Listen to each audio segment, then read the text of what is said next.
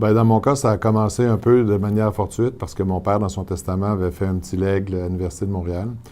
Et comme j'étais le seul liquidateur, je devais m'occuper de gérer ce legs-là.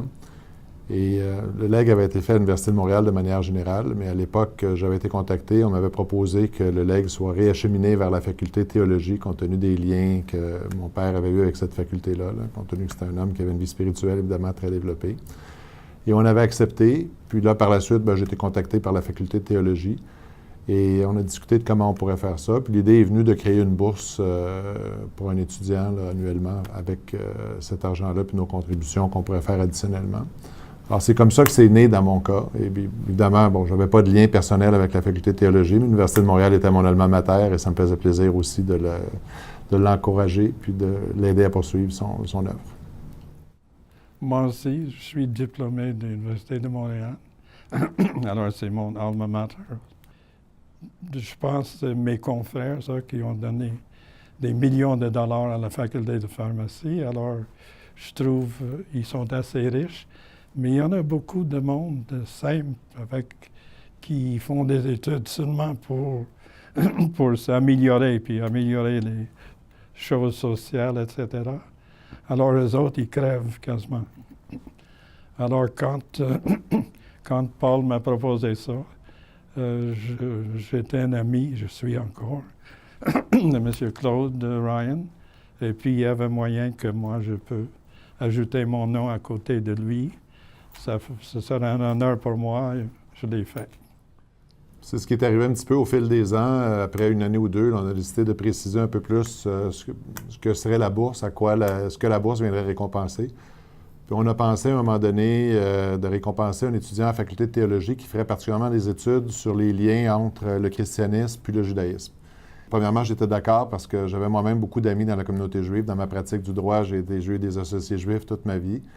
Et j'ai pensé à M. Shore, qui est un ami très proche à la fois de mon père et de moi. Puis je l'ai approché, puis j'ai trouvé ça que c'était symbolique peut-être qu'on se mette deux personnes ensemble, un du côté du christianisme, un du côté du judaïsme, pour mettre cette bourse-là ensemble, mettre le nom de mon père et mettre le nom de Nat, de M. Shore sur cette bourse-là. La faculté a eu la gentillesse de nous inviter chaque année à aller présenter le prix. Je ne pense pas qu'on a manqué une année depuis le début. M. Shore, on est allés là ensemble chaque fois. Et on a rencontré l'étudiant, puis on se rend compte que vraiment, ce n'est pas un montant faramineux, mais que pour cet étudiant-là, ça fait la différence, puis ça lui permet de poursuivre ses études, puis ça joue un rôle, puis c'est pas grand-chose, mais ça nous fait plaisir de faire cette petite contribution-là. Il y a aussi à cette bourse-là un volet multiculturel qui nous tient à cœur aussi, parce que justement, ça parle des liens entre ces deux grandes traditions-là. Et on a eu la surprise, M. Shore et moi, là, après quelques années, de voir que c'est un étudiant chinois qui avait gagné notre bourse, qui faisait des études dans ce secteur-là.